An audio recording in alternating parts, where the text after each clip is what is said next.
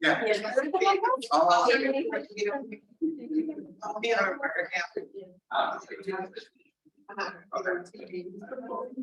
Nope, that's all. That's your name right there.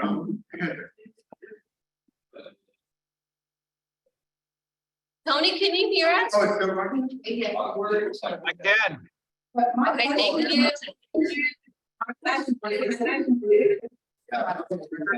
Hi, Tanya.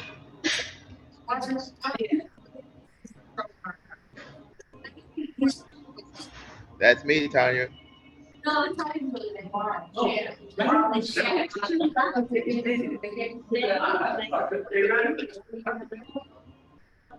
Surprise, Tanya.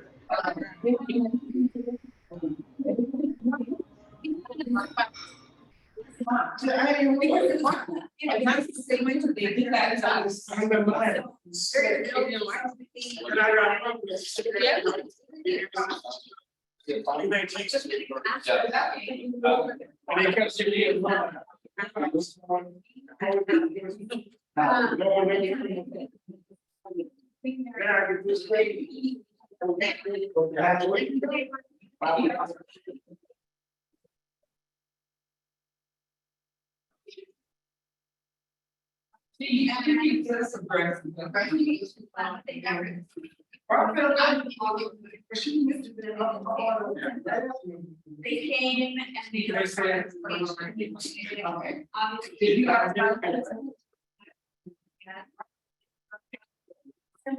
Thank you everyone for waiting. We're just waiting for Don to come. He should be here.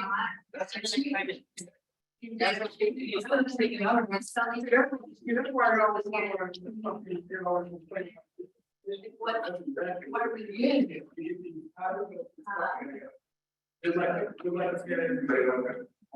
Yeah.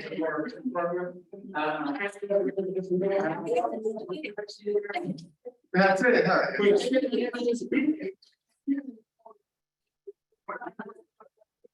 Yeah.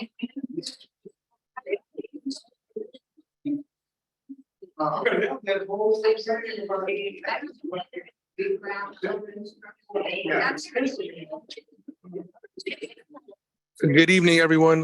This is Lieutenant Lucas with the Richmond Police Department.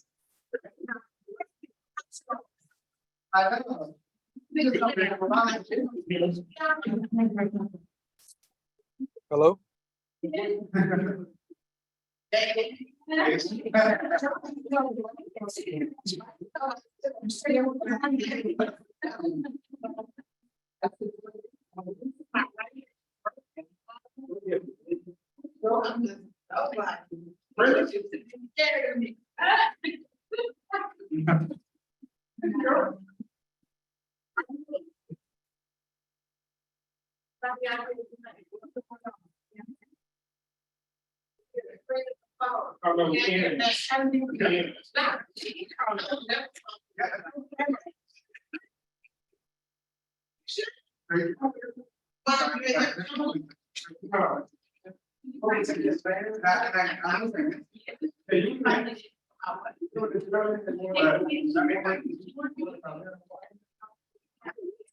Yeah, there's like.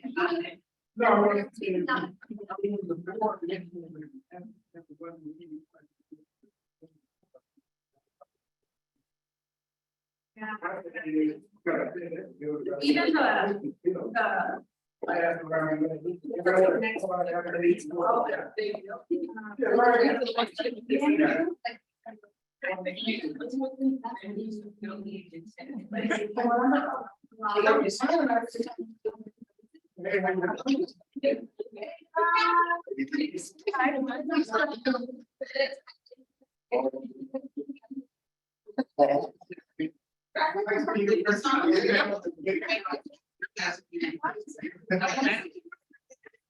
Did I? Yeah.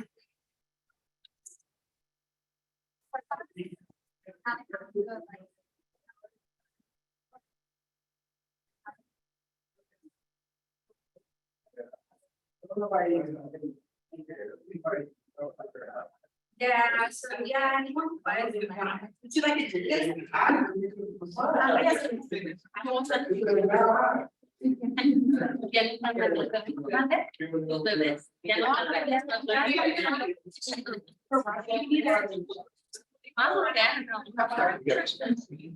Yeah, all right.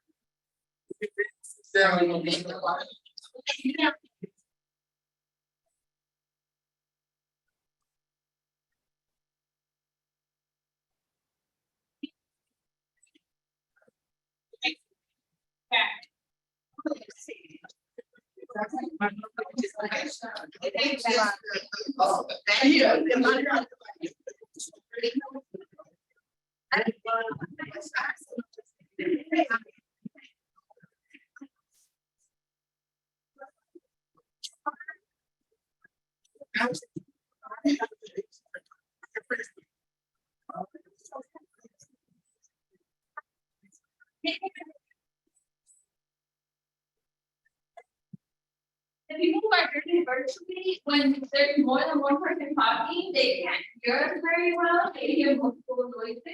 So if we can keep it with one mic tonight, that would really help the people who are joining us virtually to hear, because I get complaints every meeting that they have a hard time hearing what we're talking about when there's something going on. So I just wanna remind us to keep it one mic at a time. Yeah, and Don will start the meeting and kind of give a little bit more instruction. Yes, before we get started, just to give you the lay of the plan here, we have discussion to be open for public comment, right? And then everybody each person have 2 minutes to make a statement, ask questions, whatever. Then we will close it after everybody wants to speak. And then we will move to the deliberation of the council. Having said that, I'm gonna call this to order. And let's see, we have more than take a motion on the agenda. Amendment, or I can take it separately. It's your pleasure, members. Mr. Chairman, speaking, You may. I would like to ask if we could move one of our community program agencies, the Housing Authority, up after the adoption of the tree. So instead of the City of Richmond Community Services, let me give up #1. Well, it's a lot of our community for So if you're gonna move the Housing Authority up to A. a 6A. No. Only the first person on 7. Okay. There any objection? You made a motion with the adjustment to the agenda. Item 7. And who are you? the minister, I like to make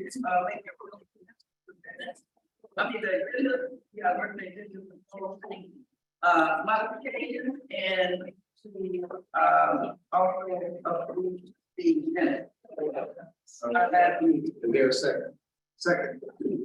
All right, all in favor, I know you're about to say aye. We will now move to public comment. That's me. Public comment. One on the Zoom, Cordell. Yes, so good evening, Chair Gilmore, MAC members. My name is Cordell Handler and I'm a Richmond resident. So what a great turnout. I see everyone in person, so that's a good thing. So the only announcement that I have is that the MAC is invited. Actually, there's two announcements. So next Thursday on July 20th, everyone is invited to a movie of Casablanca at the Red Oak Victory Ship, and it's free. There's gonna be some popcorn, maybe some wine. So, ooh, that should be a lot of fun. It starts at 7 p.m. So at the Red Oak Victory Ship, that's one. And then the second announcement is the MAC is invited to the Richmond Rotary Club weekly meeting on August the 11th at 12:30 at the Richmond Country Club, and that's $25 a person. So our speaker for that meeting will be Christopher Whitmore, who will be talking with us about the Richmond Promise, the scholarship program. So this should be very informative to you all. So and then the final announcement is National Night Out is coming up next month. So, and I know it's the same day as the MAC meeting. So I'm hoping that the meeting will be done early so that everyone can go to every block party in the city of Richmond. So that's it. Thank you. Any other public comment? Going once, twice, three times. Oh, there it was. Go ahead, in the Zoom. That's right. Hi, my name is Daniel Barth. I'm with SOS Richmond, Safe Organized Spaces Richmond. And I just want to call attention to the fact that we've got O'Neill, Fernandez, and Bernard Washington sitting in the corner there.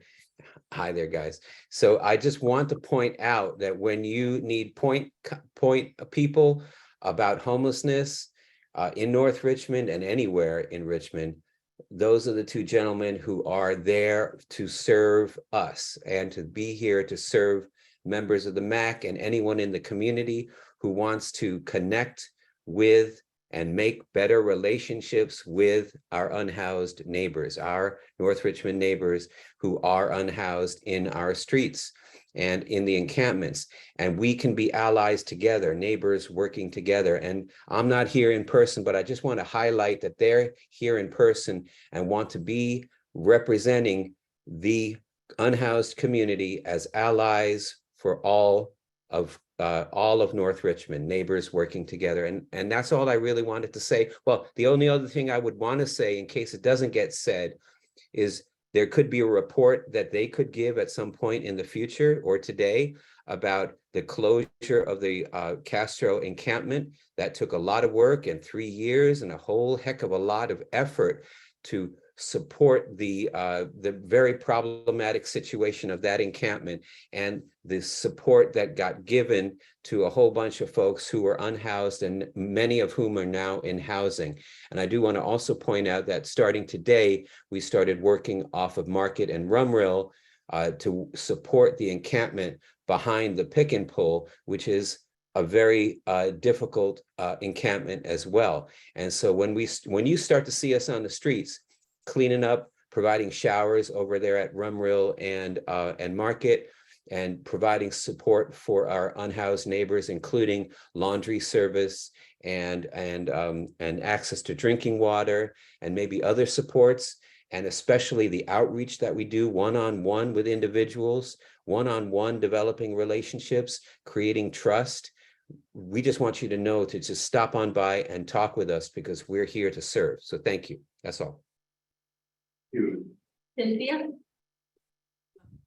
I would like to say good afternoon, or evening to everyone. And just a reminder that the North Richmond 12th. Can you speak up, Cynthia, please? Okay, can you hear me at all? Better. It's better? Yeah. Okay, so I'd just like to remind everyone that the North Richmond 12th Annual Music Festival is this Saturday, and I thank everyone that consented to be a part of it, and I look forward to seeing you Saturday from 12 to 5, Shields and Reed Park. Thank you. Thank you. Welcome.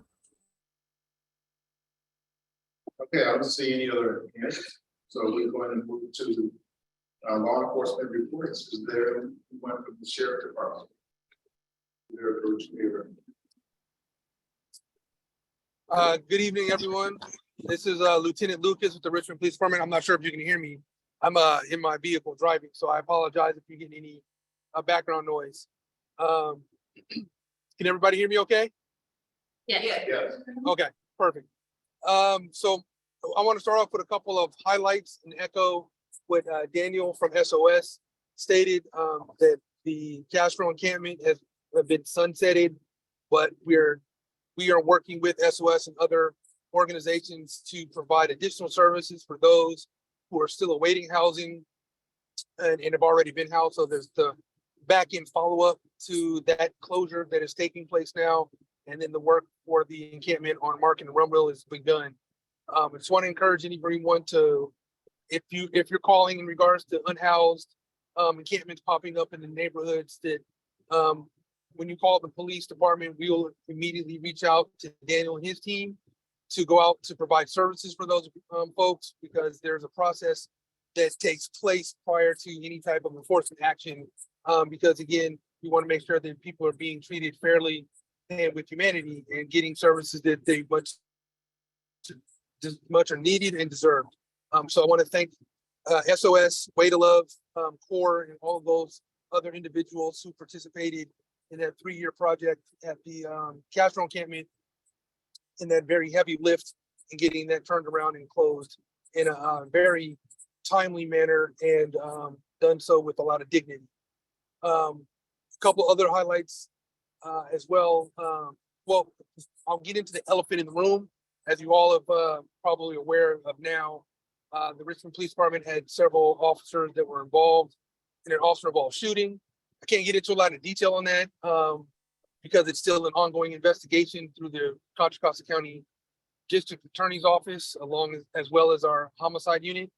But that stemmed from an investigation of a gentleman who, brandished a firearm and shot at some folks, which in turn led to a search warrant of the residence, which unfortunately culminated in the officer-involved shooting, where very unfortunately someone lost their life. Again, we released a press release last week. Chief French, along with Sergeant Patchen, provided some detailed information regarding that, and there is video available to the public now to view of the body camera footage. So we are doing our very best to be extremely transparent in regards to that incident and the follow-up investigations that are taking place. As far as criminal activity in the North NRMAC area, I have to, and I'm very proud to say that we've seen a reduction in majority of our Part 1 crimes, which include robberies, assaults, specifically with deadly weapons, vehicle thefts, and car break-ins. I will say that getting the information out there on social media, our neighborhood council meetings, and just talking with people in general, the public, on how to best protect themselves from becoming victimized is probably the #1 reason we've seen a reduction in these Part 1 crimes, because people are being more vigilant in making sure that they're, for example, not leaving items in plain view on their vehicles, making sure they're locked at doors, and watching their surroundings when they're moving to and from, specifically from the BART station, for example. Excuse me. We have a number of events that I've heard a few of them already mentioned coming up. National Night Out next month. There's also, I received information from Tootie from the Pogo Park group in an email that there will be, I believe it's either this Friday, next Friday, correct me if I'm wrong, there's going to be a fair and festival at Pogo Park. they'll be closing the street down for that. And the Richmond Police Department will have a presence there and participating in that. Other than that, at this point, I don't have anything else to report. I would like to open it up for any questions. If I can answer them, I will. If not, at this time, I will get back to you with the answer in the very near future. Okay, this time we open it up for public comment. You have 2 minutes to on so Mr. Sheriff Department there. No, it was the community. Oh, Focus. I apologize. So we give some questions. I just have one comment. Also, let's thank you for your report. I just have a comment, and if you could probably pass it on to Public Works or who may be the one to be able to take care of this issue. On Du Bois and York, as you know, part is in the city part of North Richmond, the other is the non-incorporated area.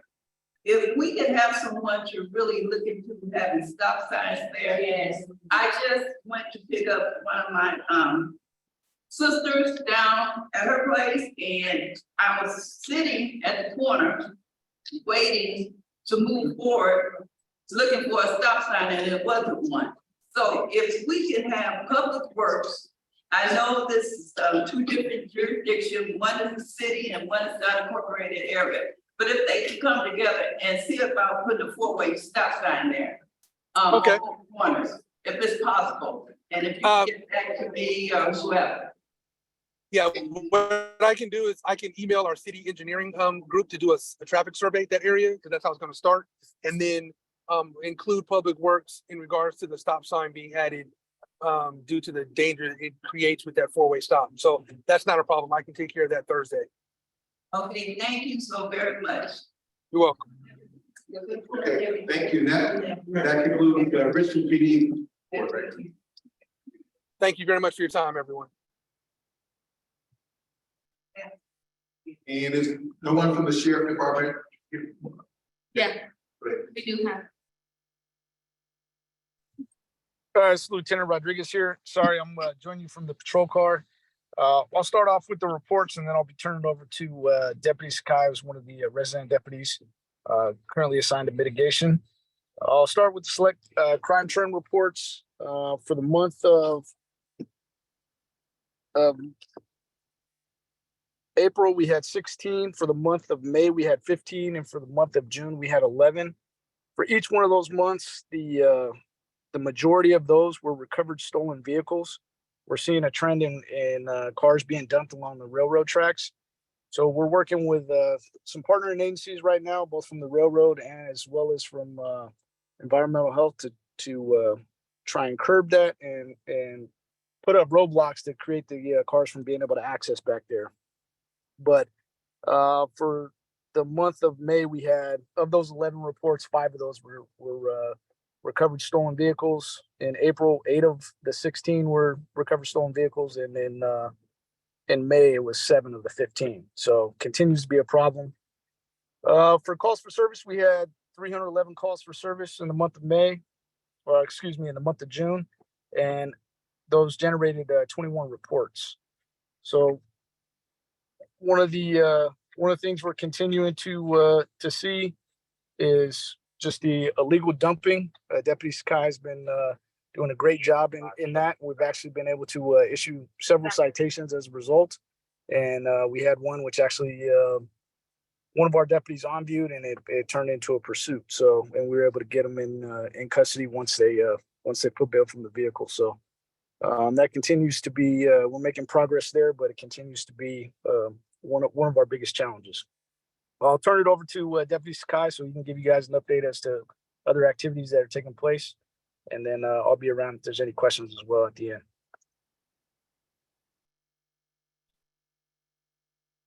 Good afternoon. So for the month of June, we actually had where 3 reports were drawn, of which 2 were citations. We're a little bit backlogged as far as the mitigation goes, but we have been agreed. We have been seeing an overall a general increase of dumped stolen vehicles inside of North Richmond. So we're, like the Lieutenant mentioned, we are trying to find ways to mitigate that problem as well. Any questions at this point? We're opening up for public comment. If you have a question, you're ready to get 2 minutes. Yeah, I want to know about the planning for training our officers. They're going to be completed by the end of June. Progress on the training of the officers is going to be operating out of North Richmond.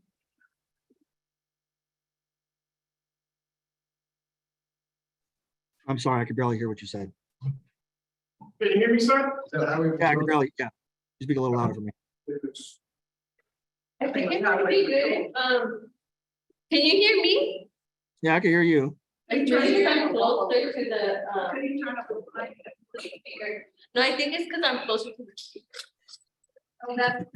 Yeah. Can you hear me now, sir? I can, thank you. Yes, sir. Can you hear me now? Yes, I can.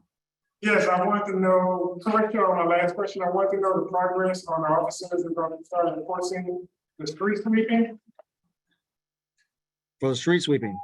Yes, Yeah, so the street sweeping portion of it, I know there are some streets that are run, that are policed by both the Richmond Police Department and then as well as us. And some of the signs that I've noticed are completely blank, which needs to be changed. And then as far as enforcement, yeah, we did not get around to issuing any tickets this month for street sweeping.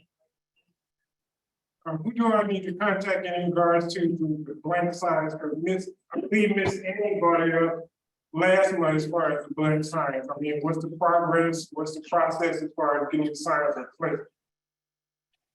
We have to go through Public Works as well through through county. Public Works?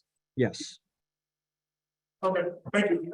you're welcome. You can submit, you can either submit them to me, like the location of them, or you can use the app called Citizens App. So either, you can do both and, yeah. Okay. Yeah, so public comment still 2 minutes. Are you ready? Go ahead. Okay, I'm Oscar Soriano and I'm an intern for Supervisor Joya. And the fact of the matter is that we are having a big problem with illegal dumping. I mean, it's mainly in the unincorporated areas too, like North Richmond, Rollingwood, where I live.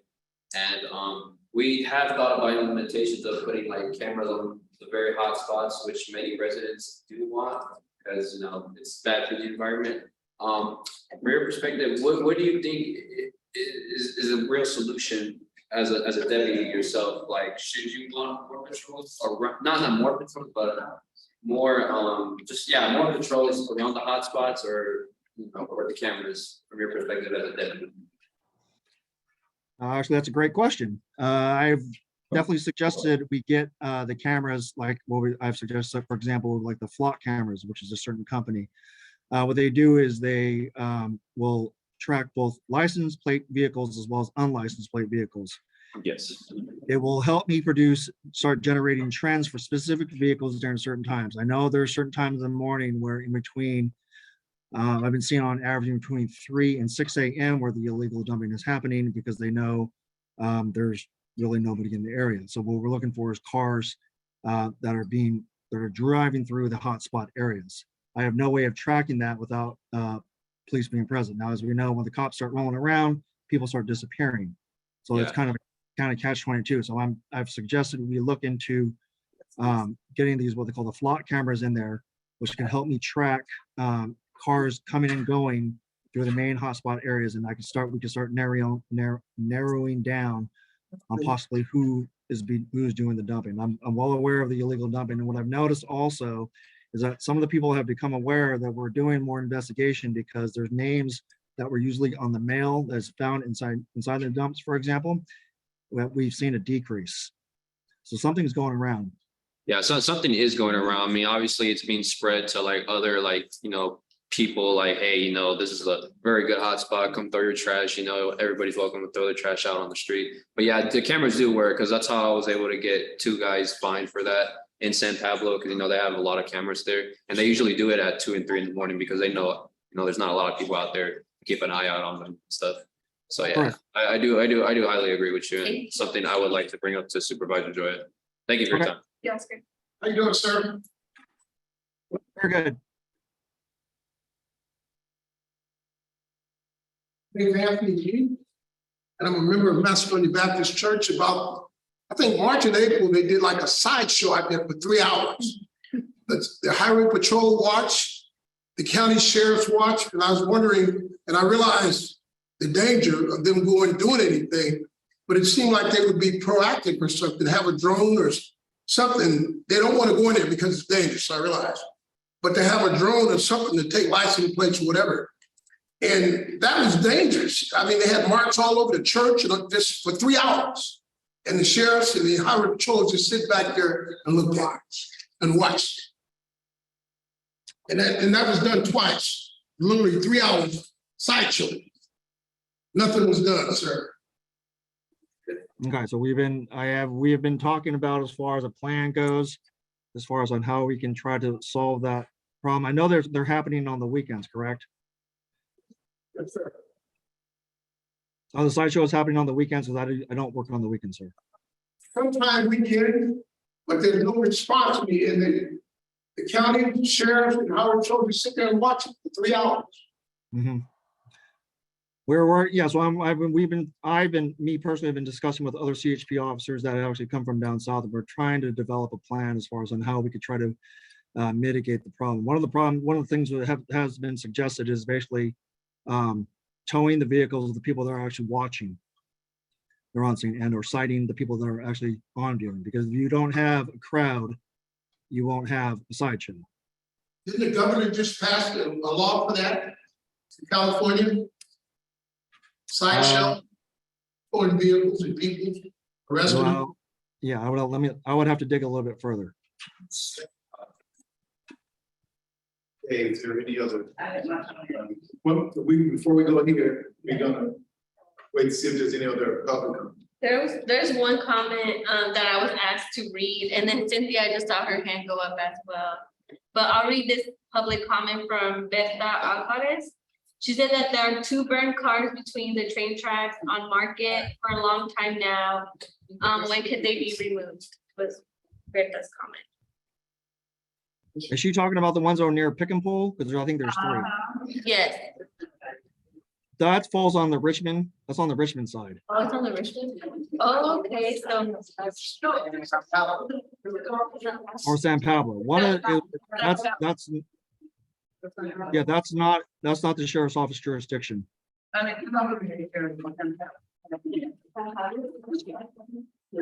I'll go after this meeting and take a picture and then follow with the chaplain.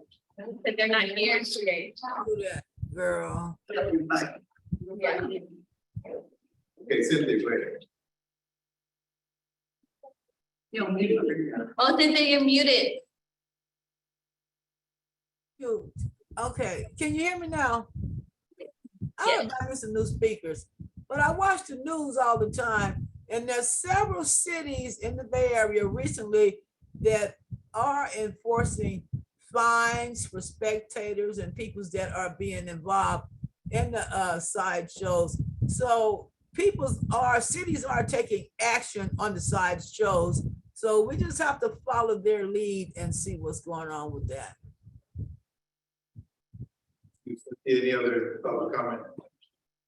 We will close the open. Yes. We go to this. And we do have someone from stage. We do, okay, let's go ahead with, on this item, go ahead. Okay, so just 2 things of clarification that I want to mention. Some of the questions that was asked about the cameras, that's part of the mitigation. The commission that we sit, that I sit on, and a couple of the Beverly and just say myself, that's part of the mitigation. The money that's funded from the recycling, that money is allocated each year for cameras and the positions of where the cameras to go for hot spots. The other thing that was mentioned was, as Deacon Lee mentioned, was the sideshow. At our last meeting, with the highway patrolman, I mentioned about drones, which they do not have money for drones, okay? But that was one of the things, looking at how they were taking care of business in Oakland, how the drones was going over taking pictures of the license plate and also the spectators and everything, finding them and putting them in jail. So that has been discussed, and then but as far as the sheriff speaking, it wasn't his jurisdiction per se to do this because it's traffic. It is the highway patrolman and should be on next. So I just want to clarify that. So we want to keep him hungry on that. Okay. Let's move on to highway patrol. Officer Dave? Hey, good afternoon, everybody. My name is Officer Zaid. Can everyone hear me? Yes. All right, good. Yeah, so my name is Officer Zaid. I'm the Public Information Officer. I'm covering, I believe you guys have spoken to or have seen Officer Flannery attendees prior to me. So I'm covering for him while he's away. We did have some statistics for June to date. We issued a total of 18 citations. We have stored, impounded 5 vehicles. We have responded to 5 traffic collisions. We've responded to 4 call for service related to traffic hazards. We have also, down here, so there were about sometimes we find abandoned vehicles just sitting around. So what we'll do is we'll tag them. We'll put a CHP 422 on there, and that way we can come back, and if it hasn't been moved and it's been sitting there, we're able to tow that vehicle. We have also recovered 1 stolen vehicle, and we've responded to 3. This is stolen vehicles that were moving on in that general area that hit off of the cameras, but we located that 1. Other than that, does anybody have any questions? Oh, I did, before I open it up for questions, I did want to comment on the sideshow thing. So we don't typically jump in when there's a sideshow happening, just because, like we said, for safety reasons. But what we end up doing is we call in our airship. They usually come in and we'll target the license plates. So if we can get a read on a license plate, which sometimes they're stolen license plates that don't match that vehicle. But the ones that do match, what we end up doing is we end up going to the house later on and towing the vehicle from their house. So a warrant gets written out for that. The vehicles that are being completely reckless, whether they have license plates or not, our airship usually will target that vehicle and just follow it. So once the sideshow kind of disperses and they think they're safe and they've gotten away with it, our units are waiting for them. So they usually typically will drive home or drive to another location, and before they know it, we're there waiting for them. And we usually end up making an arrest safely, as opposed to us trying to chase and then getting into a crash and potentially hurting or killing somebody in the process. So we are doing something about it. I just want you guys to know that. And other than that, I can go ahead and open it up to questions for you guys. Okay, public comment is open. Minutes each person. Anybody have any questions or comments? I don't see any from one here, anyone in the board. Annie, please. I want to be polite. Oh, okay. Thank you, Officer Zed. Public comments. So good. Oh, yeah. I close. Good, public comment, but this is what. Support. Okay, right, thank you. Okay, thank you for your report. I hope I'm speaking loud enough for you to hear me. A couple of things. With my understanding, did you say that you were filling in from the past officer that was here at the last meeting? Is that correct? I believe there was the last one he was there for. At our last meeting. I don't know if you remember, if it was Officer Flannery. Do you remember him? Yes, okay, let me ask you this. Were you here at the last MAC meeting? At the last, no, I was not at the last one. Okay, so it to you, so I don't have to accuse you. Okay, so what I want to ask you, in his report, one of the things that was requested, a community member was on Zoom, and she mentioned two 18-wheelers. Okay. That's the 18-wheeler, right, that was parked across from Annie Ambulance, facing west in the bike lane, okay? And I actually asked him when he left if he could go by because he wasn't sure about, you know, he was saying, you know, if there was illegally parked that he could cite him. So I asked him, I gave him an invitation to go to Annie and actually see the two 18-wheelers parked in the bike lane. The other thing, hopefully that he was coming back with some type of update on his findings, but I guess he did not because that wasn't in your report. But this is, I believe, I think I know what you're talking about. So Officer Flannery is our felony follow-up officer. So he is the one who will follow up on major felony cases that our officers would not have time to handle. So they'd initially take the case and then they'd do their initial reports, but anything that requires additional follow-up, he would handle. I can say that he's been there. We've had a few significant cases that I can't really speak about that he was handling. So maybe that's what he ended up getting caught up with. However, I do remember him saying that I think he may have mentioned to call it in. So if you're able to call, so anything that happens, just call. Even if you feel that it's not an emergency, you can always contact our non-emergency line. That way, our dispatcher will create a log for it. Once there's a log created, an officer is usually assigned to that log, and they're able to respond there and take the appropriate action. So I think he did mention something along those lines. I do remember something about trucks being on market somewhere. Okay, so that was information for the individual, our community member that mentioned it. The other thing is quickly, it has been a problem on Sunday mornings, and this has been reported several times for the last 6 months. On Truman, on the corner of Truman and Chesley, it's a blind spot, and you have to creep all the way out into Chesley in order to make either a left turn or a right turn.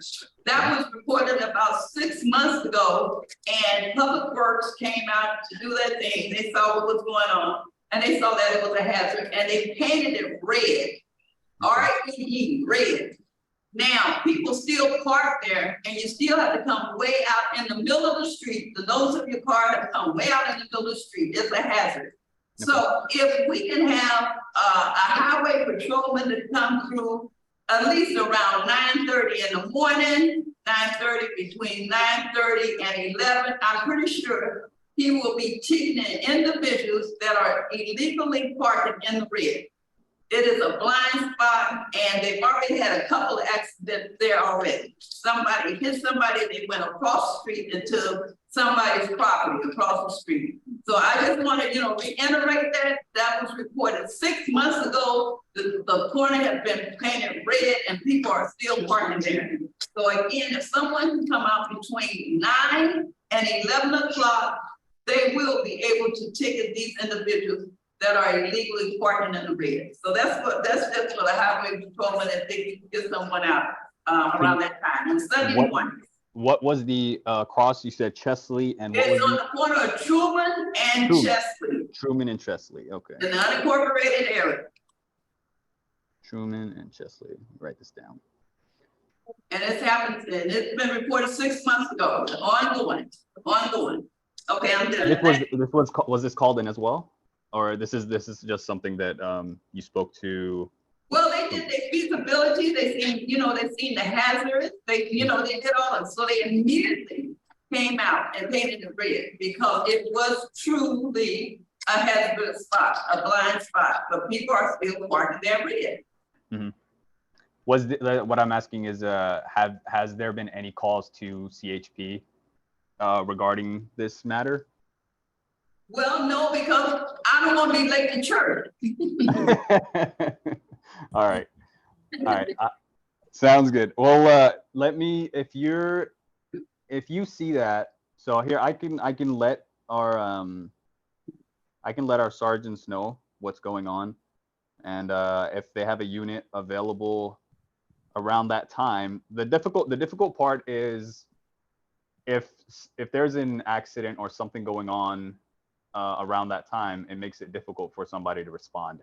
Right. However, if there's a call for it or call for service around that time, and the officer is dealing with something, as soon as he's able to get free, or the next available officer would be able to respond to it. So that's why I think Officer Flannery mentioned at the last meeting, it's important to, if you see something like this, to just call us. That way it's in line for us to respond to it. Okay. Well, I was just saying it's a 2-hour window. Anytime they have time to come, so you'll see car park. You'll see cars parked.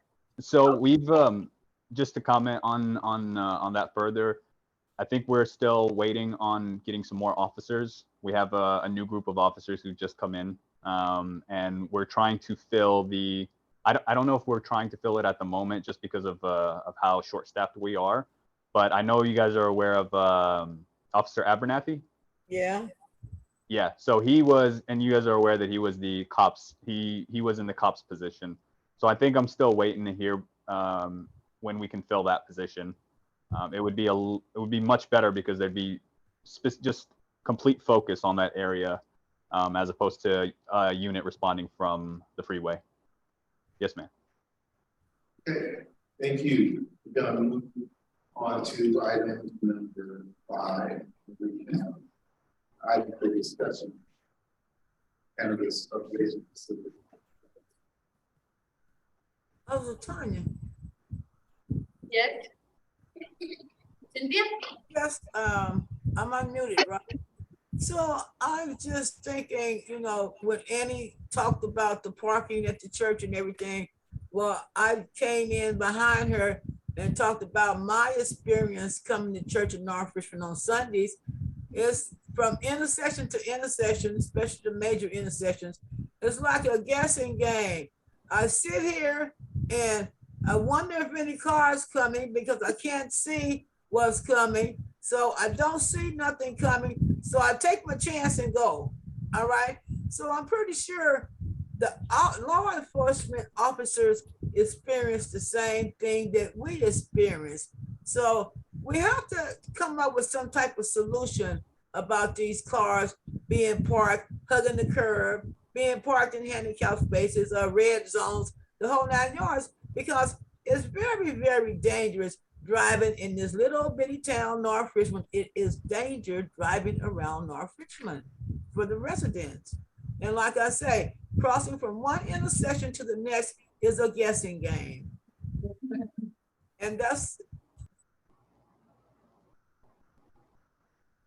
So a point of order a little bit here. So Cynthia, I appreciate your comments, but trying to get those on public comments as opposed to, so I don't want to get the wrong impression. So when we close the public comments, then it's just the council members who will be speaking after.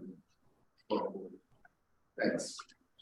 All right, so is anyone here from the cannabis cultivation facility?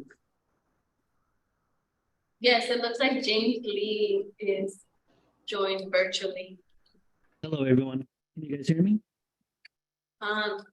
Actually, can you hear him? I had a hard time hearing you. Can you turn up the volume? Yeah, can you hear me? I think you tried.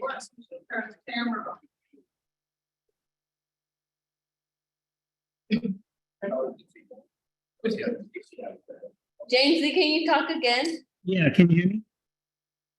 Hello? You may have to speak up. You may have to speak louder. Okay, can you hear me now? Better. Okay. I'll try to speak louder. How is everyone doing? Good. Good. Can we have you turn your camera on, please, sir? You want to see my face? I'm worried about the just the bandwidth if I'm having volume issue. Because I have to be really close to my computer. You're gonna just be seeing my eyes. Proceed, please. What was that? Proceed.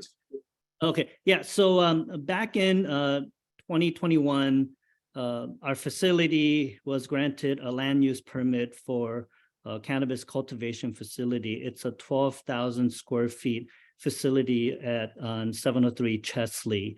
We're going through a final planning process. We hope to obtain everything finished by next month with the fire marshal coming for final inspection. Meanwhile, we were given opportunity to rent a space on the same lot on Market Street. So it's a part of that big campus over there. And we wanted to submit additional square feet added to our current land use permit. Currently, the space that we're looking at is about 17,000 square feet that we'd like to add to our current land use permit. So the county asked us to come and see if the community have any questions. We currently have community engagement program to donate, I believe it was $30,000 a year once we start operation. And so we'll continue to do that. Can you say where that the site is again? I'm sorry, what was that? Can you say where the site is? Where Yeah, it is? it's in that that plaza area. So it's on Market Street. Yes, it's on Market Street, right by the railroad track. And so when you mentioned Chesley, right? Yes, our current location is on Chesley. The additional space that we like to include is on Market.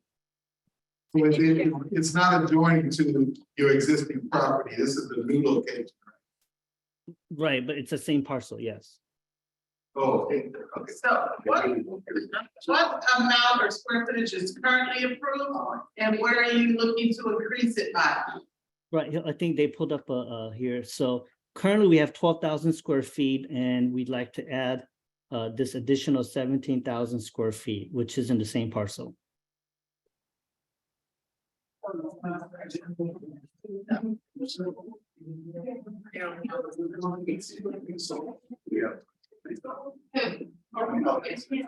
Yeah, here's a map here.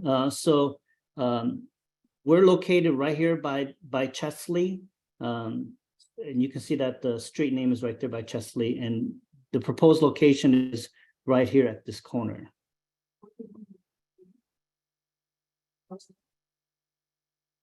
You know, not yet. Wait till the city presenting. We're gonna continue presenting, please.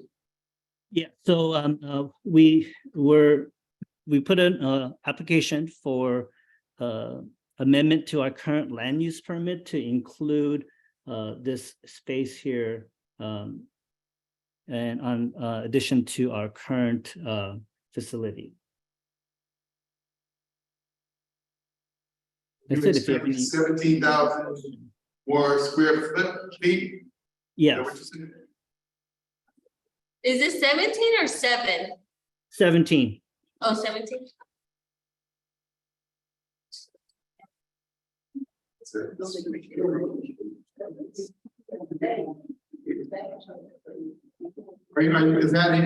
the end of your presentation? I'm sorry, what was that? Is that the end of your presentation? You stopped, so I'm trying to figure out, are you gonna go forward some more, or that's it? That's it, yes. Okay, so now we're gonna open it up for public comments. And we are gonna close it after 2 minutes each speaker has. Go ahead. How you doing, sir? My name is Anthony Lee. I stand 37 Marcus Avenue. I personally think that's a bad idea. That'll bring crime, and that'll bring drugs, and that'll bring everything to me. Each and every cannabis location that opened in Richmond has been robbed at least twice. So I think that it's putting the community in harm's way, bringing something like that in the community. Take it to Concord, take it to Walnut Creek. That's why they don't have things there. Okay. Go ahead. I was confused, where you said the address is located? Sir, can you hear me? Yeah, I'm sorry, what was that?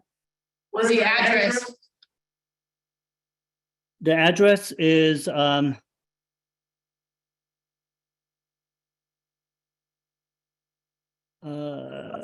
document is 740 Market Avenue. yes, thank you very much.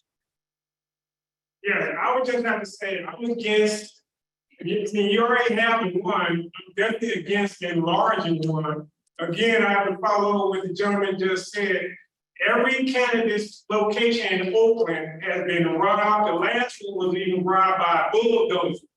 I think we're doing too much crime to this area, and again, the reason why I believe that you're applying out here because in other neighborhoods, they don't allow it, like Concord, Walnut Creek, Berkeley, San County. No, we don't need that out here. That's going to invite more crime. So I'm against it. Is that that's the Annie's parking lot, right?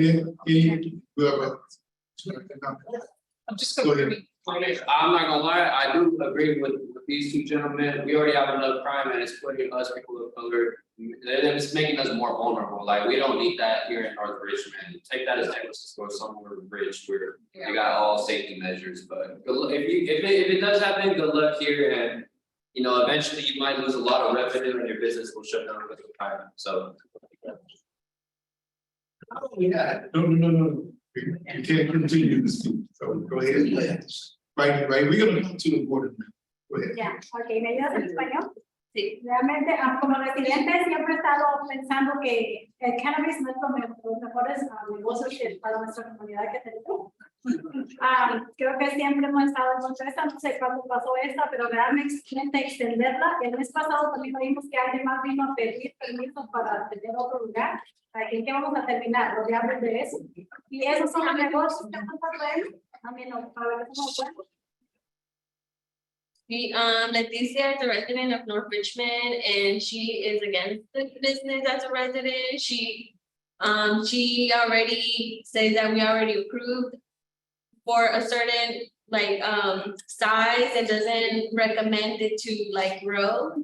And that last month, you know, someone else came asking for the recommendation of the council. And she doesn't believe that these are the types of businesses we want to attract in North Richmond. We don't want to surround ourselves by these types of businesses.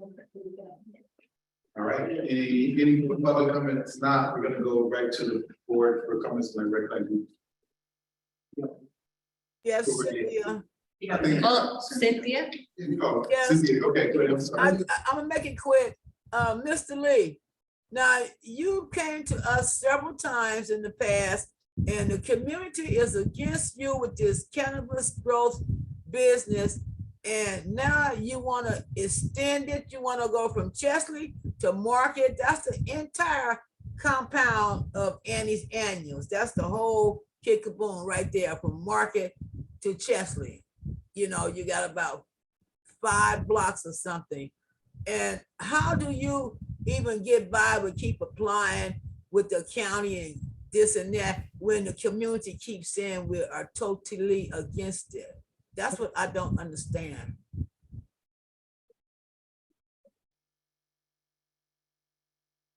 Okay, so we're gonna close public comment and go right to Hey, James, I think that this is a very sensitive topic, and I think that if you were to present it in person, we would be better educated as part of your plans. There is a lot of concerns as far as safety, and I think that if you were to present it in person, you can help us answer some additional questions. But overall, we can definitely say that we don't feel safe with that business in North Richmond. Anybody, any other words?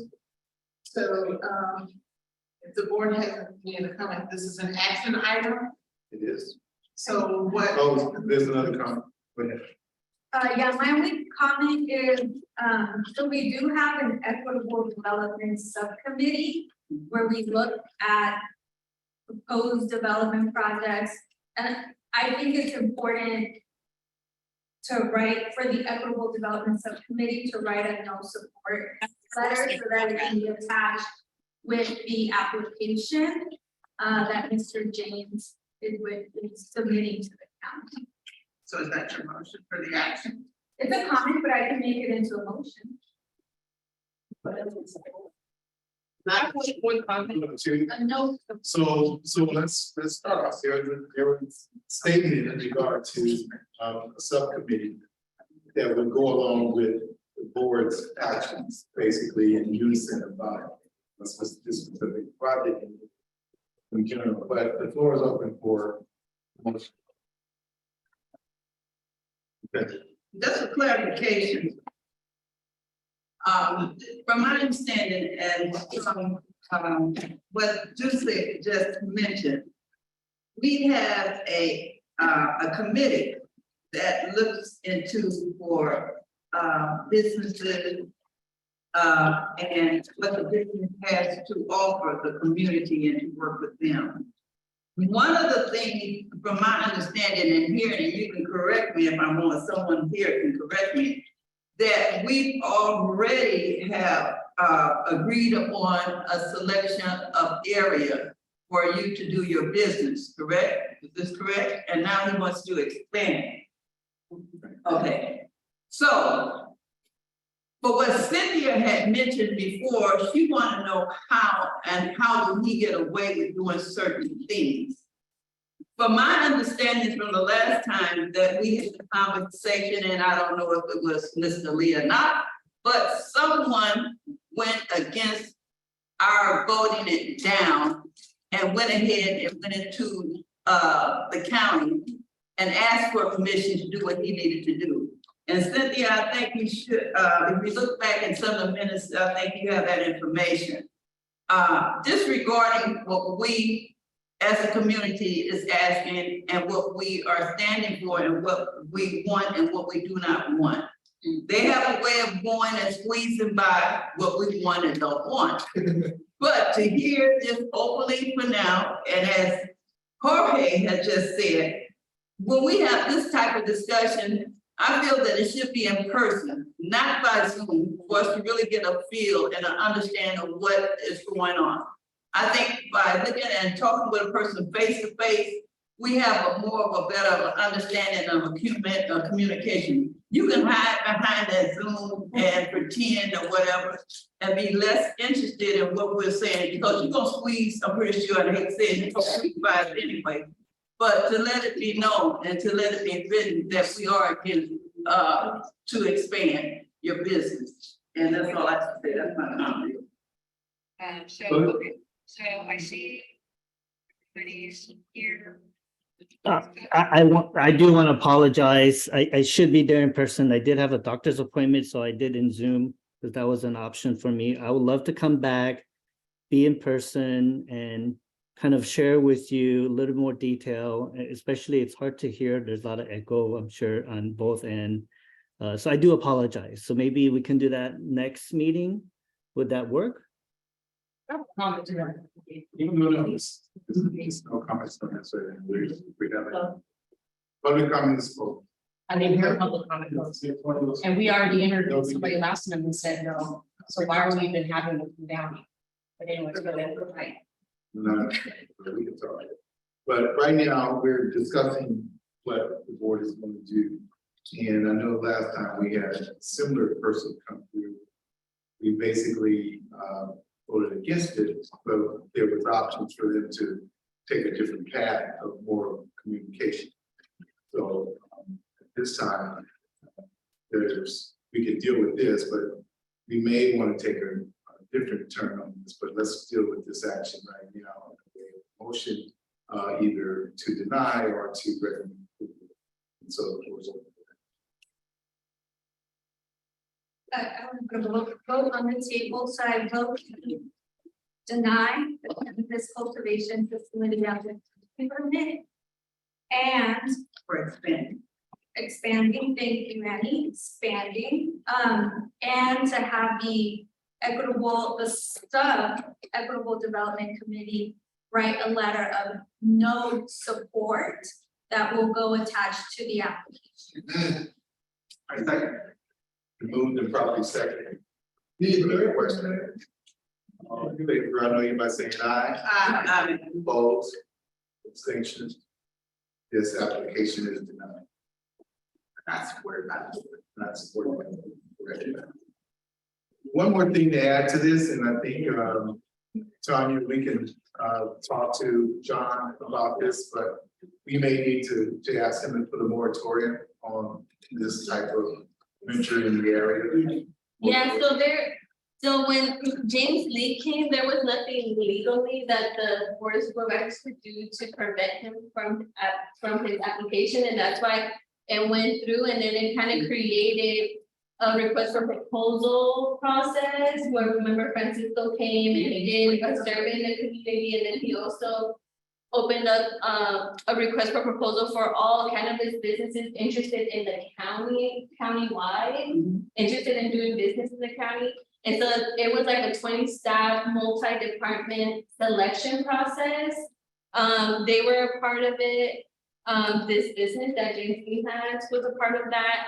And so then after that, the board of supervisors reviewed the recommendations made by this 20-seat advisory board. And so then they approved the recommendations, and that closed any new application. So that's why when that gentleman came last month, he wasn't able to apply to be a retailer. No one can apply any longer to be a retailer, but distribution is exempt because they don't have like a public front-facing business. And so James Lee, that's why there was nothing in place that could legally allow us to not let him approve the business at that time. Now there is something in place that no new businesses can come to North Richmond or to other parts of the county. And that James Lee had to come back because his expansion is significant enough to that the condition of use permit changed. And so that's why he's back. And getting recommendation to go off. And I think I spoke to Francisco, who has been really involved with cannabis businesses in the county. I spoke to him today, and he kind of said it like, we'll do it step by step, right? So today we'll hear your recommendation. And then as Don said, we'll have a meeting, right, with Supervisor Joya, and they kind of see what the next steps are moving forward, and we'll make sure that, you know, we communicate with the law. We can have this be like a standing item so that there's clear communication between them. I have one question. Go, do not. Well, I think No, that's no, something, oh, The question is directly to. No, you're not. yeah, if we just want to open public comment and close it, we close it. Just it's because this is a Brown Act council, just like Richmond City Council. When you go to Richmond City Council, they open public comment, they close public comment, it goes to the council, and then you kind of move to the agenda. If there's any other comments of what the item is had, you can email us directly to kind of be able to follow up at the next. See, this is where my question comes in, because I've been a Richmond, this, for 50 years. My thing is, no, my thing is, why is it that the residents out here, I wasn't even notified that he had one out here already, now he's gonna open up another. When I said in Berkeley, you couldn't build a duplex without getting letters in the mail. I understand your questions, and you have to respect the moment, please. So we.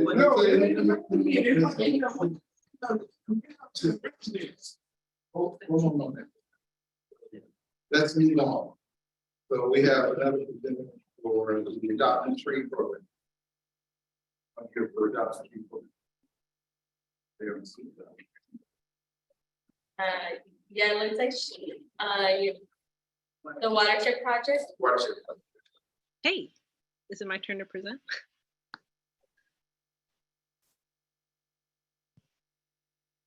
Oh, hello. Can you guys hear me okay? Yes. Okay, cool. Sorry, it's really difficult to hear, especially the folks towards the back of the room. So if anybody says anything, apologies if I can't hear it, but I think the chat works pretty well for me, and yeah, just flag me down. All right, is it okay if I share some slides? Yes, and then if you can please speak up, that would be great, just to know. Okay, cool. Yeah, I can bring my computer up closer to my face too. Is that a little bit better? Yeah. Okay, cool. All right, I'm pulling up.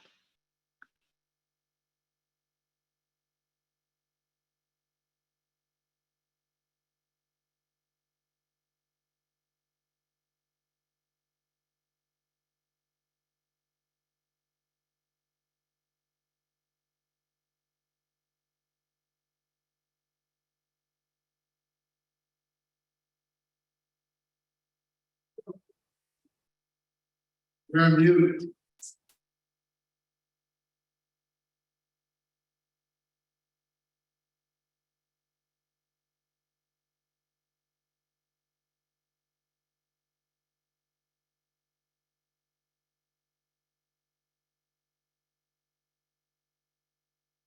We can't hear you.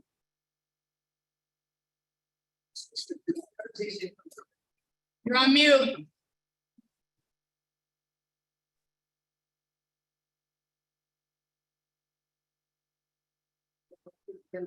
Hi, Pinky, we can't hear you for some reason. Pinky, we can't hear you. I'll try to chat her. Okay, you know, this is not working, Tanya. I don't know what to do, but we cannot hear her. She's writing, she's writing in the chat. No, that's not good. You want to come back another time? Maybe you better. Tanya, I don't know that, can we make people come in person who have things, or that's against regulations? Well, they used I mean, they used to come. They used to come, but they also. I just wanted. We can recommend that they come to the but I have to ask whether or not we can make it the recommendation. Okay. Or, So we recommend. Watershed, you will have to agenda that you for another time. Sorry, we just did not hear you. So we're gonna move on to item number 7. We're moving the housing authority up on the agenda based on Andy's comment. So Tony's there. yeah. Oh, there. Hi, everybody. Can you hear me okay? Yeah. Great. Good evening, everybody. Tony Yusufari with the Housing Authority of Contra Costa County. Just a couple updates. So you may have noticed that we've been working on a lot of the scattered sites lately. We've been working with the fire department to make sure that grass is staying trimmed, trees are being cut, units are being secured. So it's kind of a day-to-day thing. Every time we clean something up, somebody else dumps more trash or breaks into something. So we're playing a little bit of a whack-a-mole game with all these properties, but we're staying on it, and hopefully, you know, collectively we can make sure that there's, you know, a respectable appearance to all these properties moving forward. As you know, we have a request for qualifications out. It is due, the proposals from 501c3s are due July 13th at 4 p.m. here in at our offices at 3133 Estudillo Street in Martinez. After that, we will be just kind of making sure that all the applications are complete. If they're not, they're going to be rejected. We also are scheduled to meet with the selection panel on August 3rd. And, you know, as a group, we're going to sit down and go through all the applications figure out which ones are going to be the most beneficial to the community, and then enter into an escrow process with those groups to sell up to 5 buildings per group. There are 16 buildings available as a reminder. And it'll take probably the upwards of about 60 to 90 days to go through not only the selection process, but getting HUD approval, getting approval from the Board of Commissioners for the Housing Authority, and ultimately closing escrow on that. I will say that, earlier this week, I got an email from one of prospective bidders. It was basically one of the attachments, and it sounded from the email that they were under the assumption that that was their application, and, let me know if you need anything. And I can't emphasize enough, read the RFQ, make sure you complete the application as requested, provide us the documentation that we're requesting. If you fail to do that, we will not consider your application to buy up to 5 of these buildings. So make sure that you're dotting those I's and crossing those T's, because there aren't a lot of these and there is more than enough interest. So it's going to be the little details like that that are going to matter. The other thing I wanted to mention is that Ms. Jordan mentioned that the Richmond Music Festival is this Saturday at Shields Reed Park.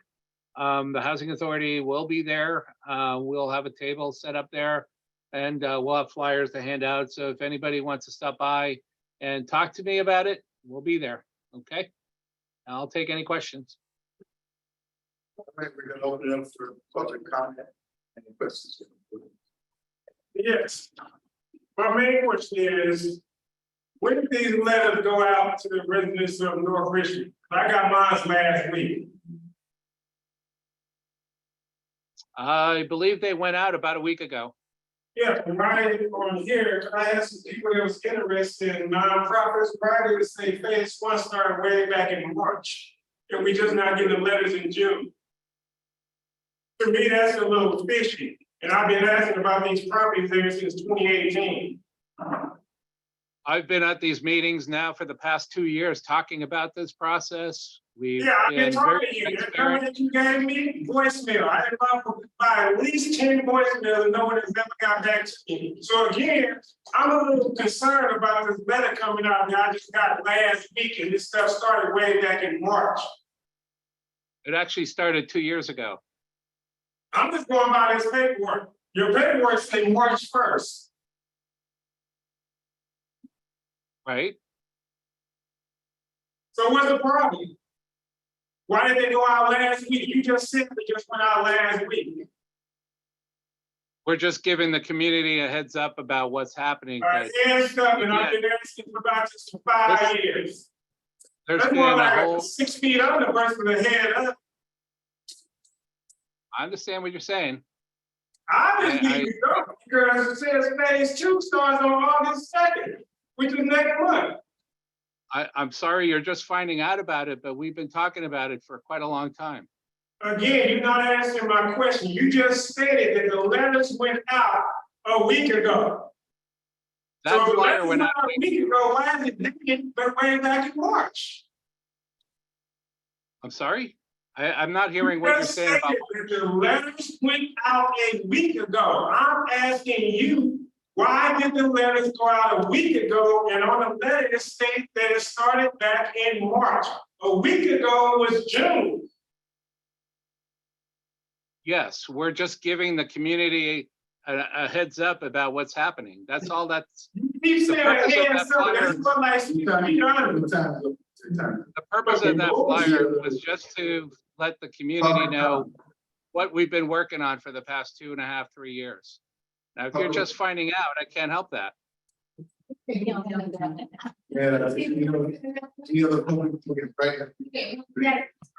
my question is more for you than for him. It's about those sites when they get sold.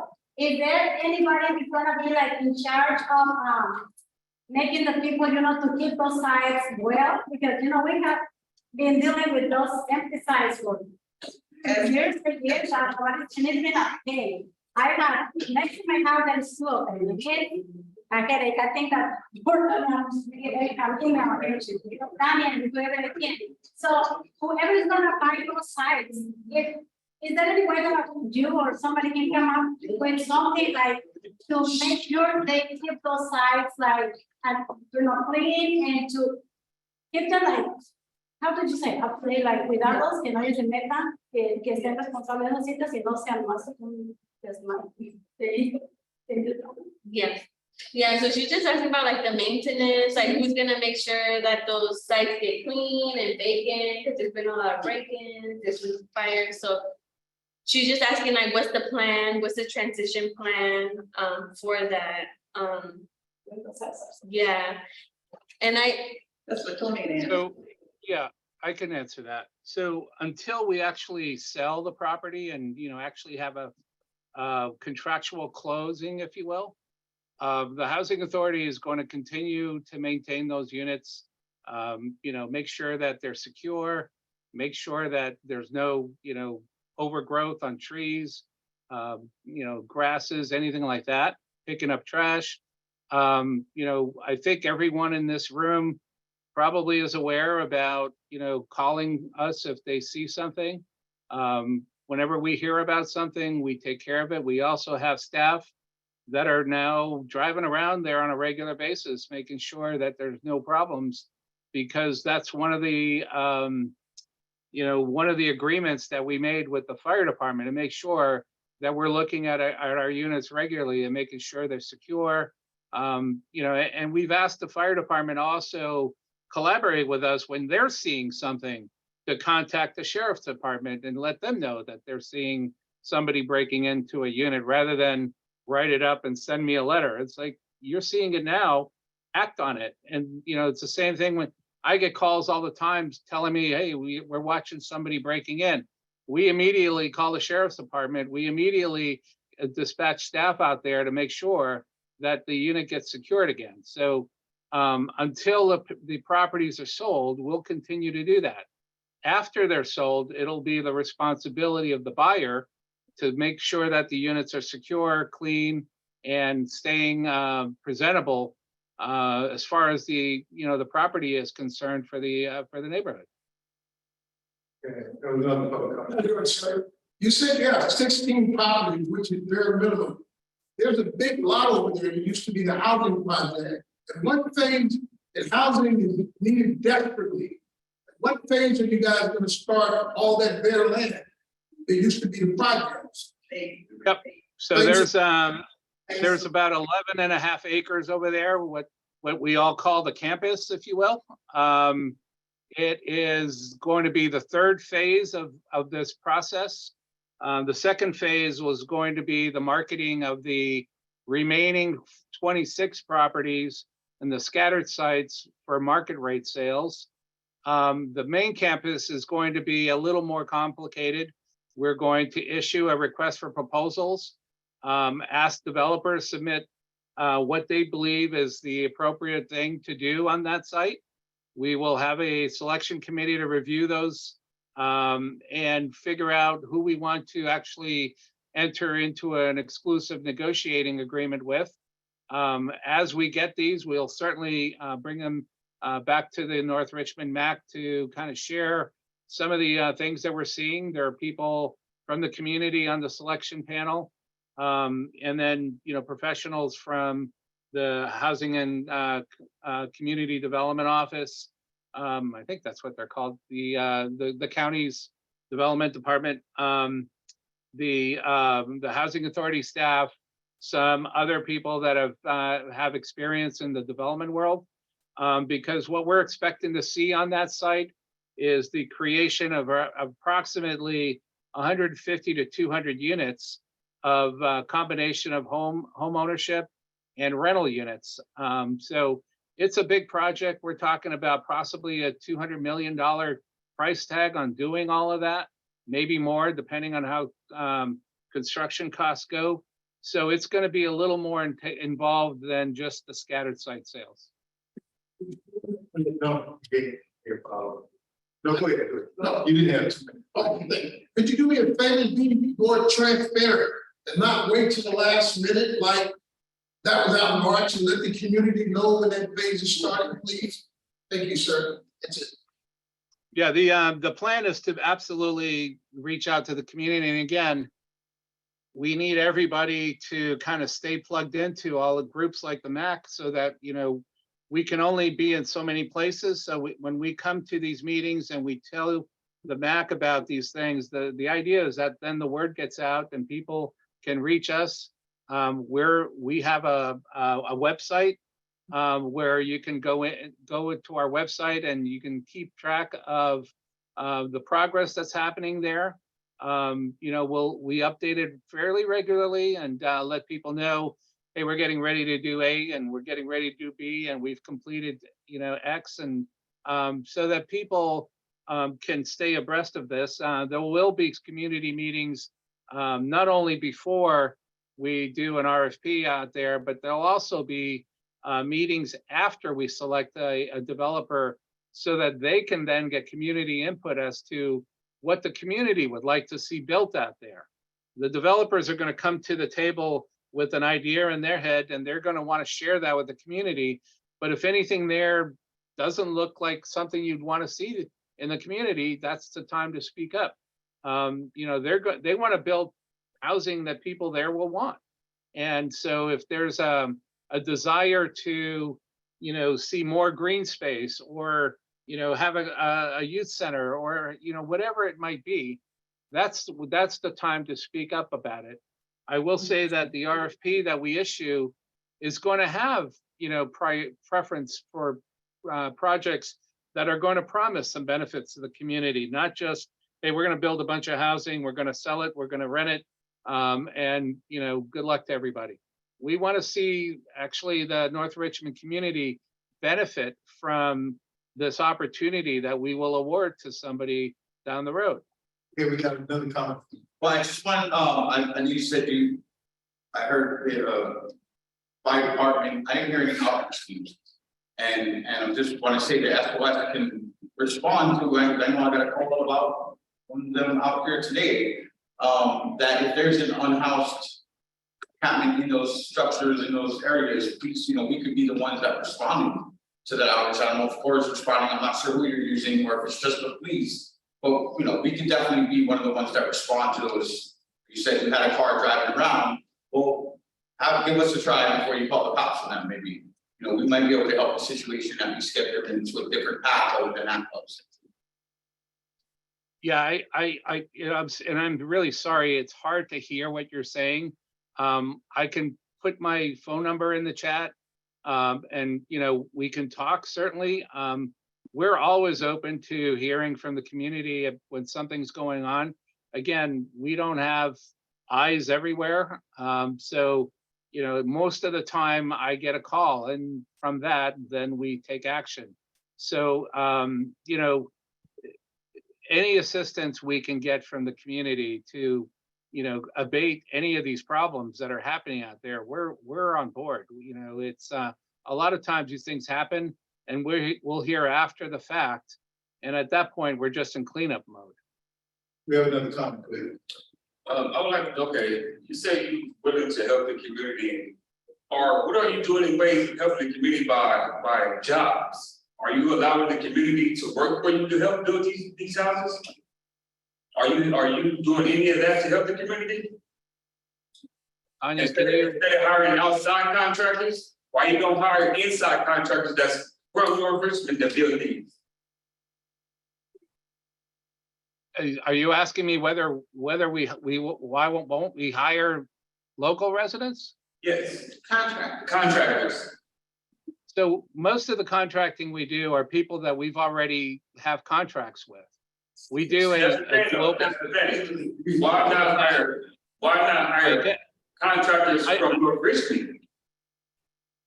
Again, you know, we issue an RFP, we reach out, we ask people that are interested in contracts with the Housing Authority for various services to submit applications. And when we do that, we execute a global contract so that we can use them all across our properties. So if you're interested in those kind of contracts, you have to respond to these RFPs. We can't just hire anybody. We have to go through a procurement process. And we'd be more than happy to hire locally. That would be great. Any other questions? Go ahead. I think what the frustration is with housing is that it's a lot of it is they're assuming that the community's coming to these meetings and they're not. And you're sending out letters that are too late, you know, and then you're selecting panels of people you've already chosen. Like I interviewed to be on a panel and all the questions were like nothing that I would have experience with. I don't work in public government. I don't do it. All the questions that I felt were in it had nothing to do with why I asked to be a part of that panel. And so they weren't community-based questions. They were asking me who I knew in the government, or like they were just, I just didn't feel that they were appropriate questions for a hiring community panel. And then when you do call, you get a voicemail, or I feel like the only reason why those houses even got maintained or the police came out was because I've been coming to the meetings. And I have all the time in the world to come to these meetings, but a lot of the neighborhood does not. And so if you don't have the time to come here and you don't have the time to complain in the way I do, you're not going to necessarily hear all the things that you're saying that you're trying to do. So everything comes after the fact. And what our frustration is, or at least my frustration is that if you don't come to these meetings, then you just don't know. And then you get a letter that's way too late. And your voicemail doesn't go to anybody. And that's how it feels. And then your selection panel from the community doesn't even include the community because you've already picked people and you just did a blanket interview that you never planned on hiring these people anyways because you already chose who you wanted. And that's how it comes across. So then anytime you try to, bring things to the table, it's starting to fall on deaf ears because every time you suggest something and people apply for it, you don't get it. And then if people are showing interest in these things, then you don't let people know. And and then you're like, oh, I'm sorry you didn't come to the meetings, but everybody in the community is not going to come to these meetings. So they're expecting a letter to come out. And if a letter doesn't come out in a timely manner, how are you supposed to show up and apply for these things? And then you say you're not hiring people from the community to rebuild, but then this is a community organization. You're saying a lot of things that contradict. And I just don't, and it's frustrating to sit in the meetings and you're like, well, sorry. Walk like a duck, so you quack like a duck. Any other comments But I am happy that I have been coming to the meetings because a lot across the street from my house has been cleaned up. But I feel like I have been cleaning for as long as I lived here to have that stuff cleaned up. And only when the sheriff was here and added into it, it seemed like it finally got done. So it feels like you gotta complain to somebody that you're connected with instead of complaining to you. And that's super frustrating. And I already gone over. Okay, I'll just wait for next meeting then. That's right. So, any other comments? I like an answer. No. Can I get a response? You have a lot in your comment, but what I will say is there are 7 members on the selection panel.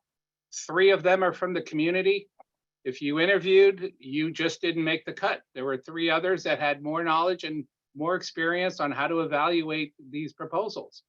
Not everybody can do it. And I apologize for that, but there has to be a certain level of expertise to evaluate these applications. And we've been doing trainings we did a training with the people on the panel to go through what the proposal looks like, how to evaluate, what the scoring sheet looks like. It's been very transparent from the very beginning. Now, I understand there's frustrations with all that, and we cannot be everywhere. I'm sorry, but we cannot, send 700 emails or letters to households. Right now. Throughout the community. Just push the button. I'm sorry? They do it in other cities. So look, is there any other new comments? We have Hannah put the website on our. Tony, we gotta close the open comment period. We gotta go to if there's any comments on your report from members. When you do have a rebuttal, like, so I think what my perspective to the meeting is that I ask a question and he gives an answer and then I'm not allowed in. There's no like, what's frustrating is that he says something that I can't then re-ask it, like, so how do you, I guess with the meetings moving forward, so that I don't keep spinning my wheels, is if he says something, then I have another comment to, then I just have to write you and tell you the comment and then you tell him, or how does that You work? can do that, or you can call him directly later, if he get what you're saying, but we have to have some process continue, mean we can go back and forth. Go ahead, anybody? I had, there's two things, I'm not too clear. I'm not too clear on your statement for building, if it wasn't, you would probably tell it to me. But if it was building, I don't know, that's why I said for building, and, building. But we're not going back and forth on. No, but I just wasn't clear because they don't do buildings for the individuals when they purchase. You know what I'm saying? That's why I wasn't clear. But anyway, that's just, I was listening. But what I did want to make sure that Tony made very clear that the process and for the that they can go online for the application for RFP. And you have to July the 17th. The other thing, I just want to reiterate how small this community is, and it's usually by word of mouth. Usually you won't get a lot of mail in on time, but it's by word of mouth. For me to say this, I have 3 individuals here that was by word of mouth 20 years ago for the Parkway Estates when it was built, and how they came above and got on it. It was not a letter sent out, it was by word of mouth. They did not wait. If a letter did come out, they already knew of what was going on. So what I'm saying, this for right now, you come to the meetings, this is a very small community. People communicate by calling each other, having conversations, and being curious of what's going on and come to the meeting. Now, I don't want to call up the 3 individuals here, but they know that when the Parkway Estates went up and the other development went up, they heard about it and they came and they purchased it. And I'm done. Diane, I just have a question. No, we're out of here. I'm sorry. I hate to be this way, but this is where we are. Go ahead. Early on in the process, there was a list of residents who were interested in purchasing the properties at market rate. And I'm just curious to know how they were contacted. It sounds like some folks were never on that list, which is fine, but if those folks were contacted and now the whole committee is getting a letter. That list still exists. We send everybody an email telling them about the RFQ. We'll send everybody on that list an email telling them about the imminent marketing of the market rate units. We'll send everybody an email letting them know that we're about to issue an RFP for the main campus. That's a working list. So if anybody here is not on that list, I've included my information in the chat. By all means, send me an email with your name, your address, phone number, and email address, and we'll add you to the list. No, go ahead. Okay. Oh, yeah. And then, Tony, just for clarification, the deadline for phase 1, the low market rate is July 13th or July 17th? 17th. No. It's July 13, Thursday at 4 o'clock. Okay, and one other thing I want to say, there's 3 phases. The first phase is for nonprofits. So I wouldn't say it's too late for people, residents who want to purchase market rate parcels. But once we know, The market rate parcels haven't even been put on the market yet because the nonprofit developers were going to have the first selection of the units that they could buy for $1. And then after that, they'll, with the remaining units that are not selected, so 26 of the properties that are not selected will be made available. We won't know what those are until we receive the proposals. So it's not too late to have your real turn. No, what I'm saying is, We going, so. Okay, we're done with this item. And if you want to get different notifications, can come different ways. Tanya's office. right, everything in the reason for me, You're talking about something different. no, I'm talking about the law. Somebody's getting ready to build something, they get a notice to all the people in the neighborhood. Yes. You're right. But that's not where we are here. It's different. So anyway, we're gonna move on to Shield Reed Council. Thank you, Tony. Thank you. Oh. Okay, we'll go, Shield Reed not here. Are they here? It's Marina. Marina here? No. Okay, so we're gonna move to City of Richmond Community Service. Anyone from City of Richmond Service Department? Yes, I see it's Jessica. Jessica. Yeah. Hi, good evening, everybody. This is Jessica and I'm with the North Richmond Mobile Tool Library. And yeah, I just wanted to let you guys know, we're going to be at the music festival. If anybody's interested in signing up to become a member, you just need to be a resident of North Richmond and be 18 years, at least 18 years old. And you can have free access to tools. You can rent them out for at least 2 weeks. So yeah, we'll be at the music festival. Additionally, if you need tools in the next 3 months, if you're a nonprofit and you're going to be doing a project, we would be happy to loan out tools for any kind of beautification projects going on in North Richmond. So just keep us in mind. And that's about all I wanted to say. If anybody has any questions, does anybody have any questions? No public comment now? Go ahead. I have a hand with you. What is the extent of your tools? Like, do you have a rototiller?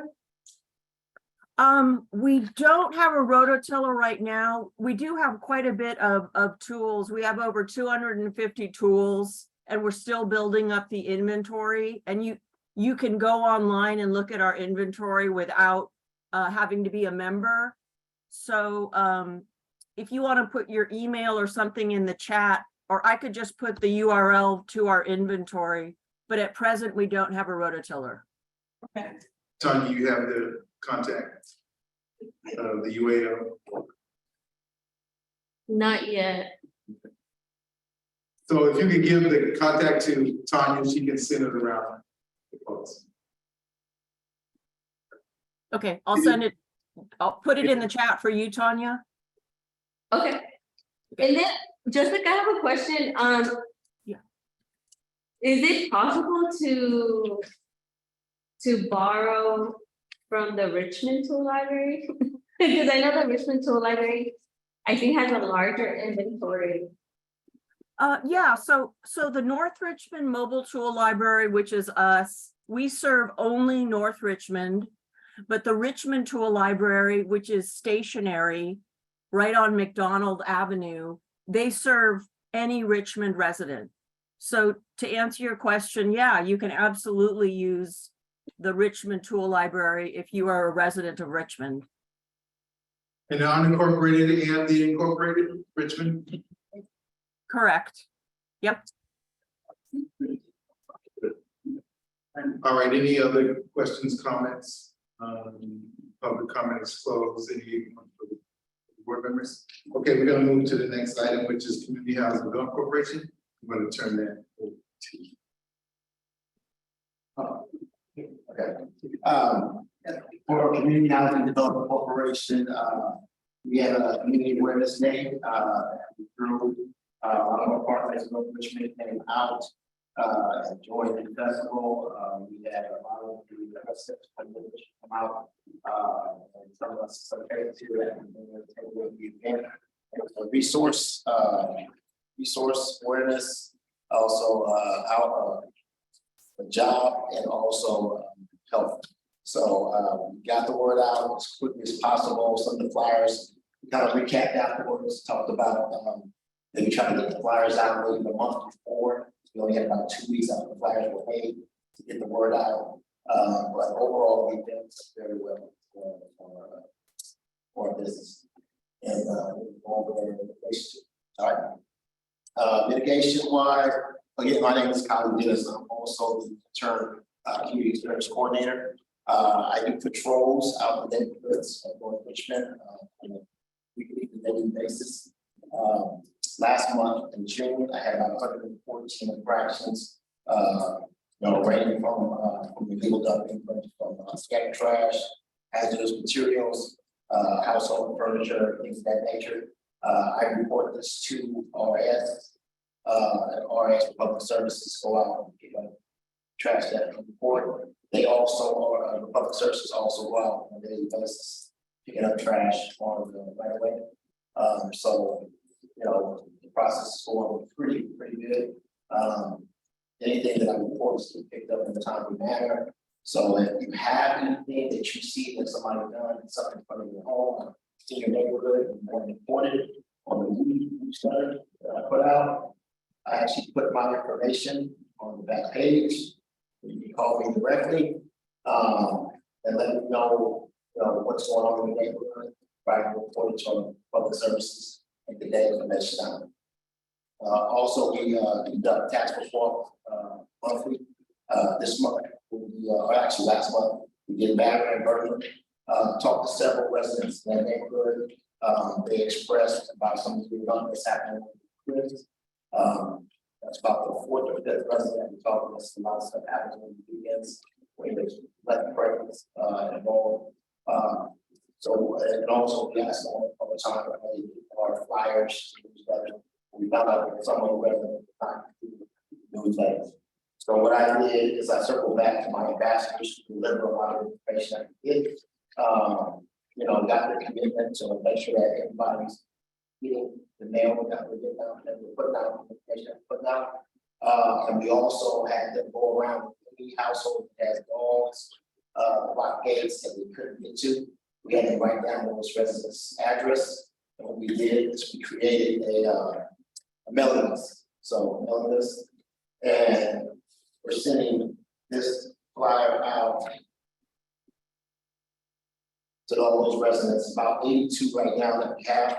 So we'll be sending these out this week. And lastly, our outreach.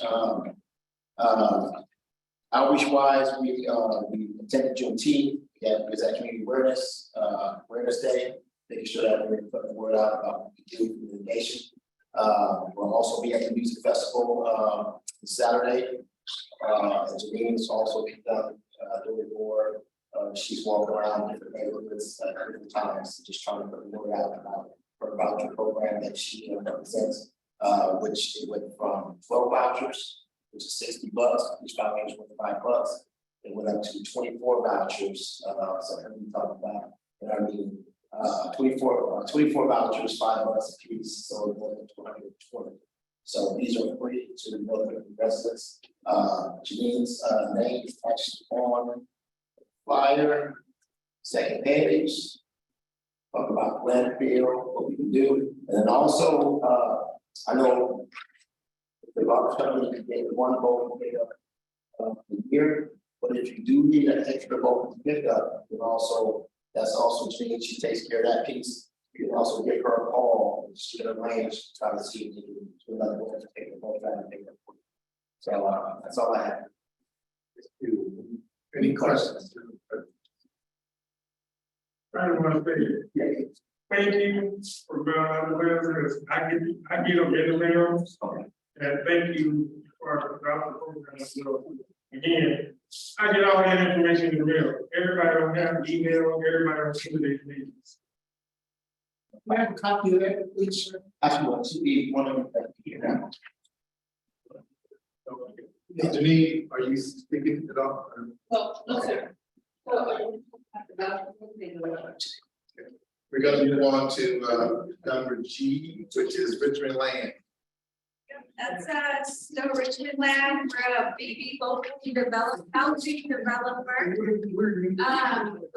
what we have going on is we will attend the North Richmond Blues Festival. And we'll have information about our project, what we have going on. And the second biggest update is we are putting in a bid for the Housing Authority parcel next to Birdie Elementary School. And hopefully we will get selected, but not sure. So just wanted to give you all those two updates. We'll be at the North Richmond Blues Festival and putting in a competitive bid for the process. Question. Right. We're gonna move to cooperative Richmond.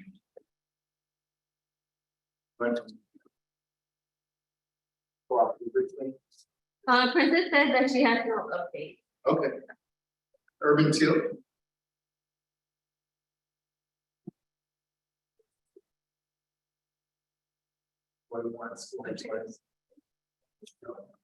Okay, so anyway, that concludes our agenda. Thank you, everybody. We are adjourned. Thank you.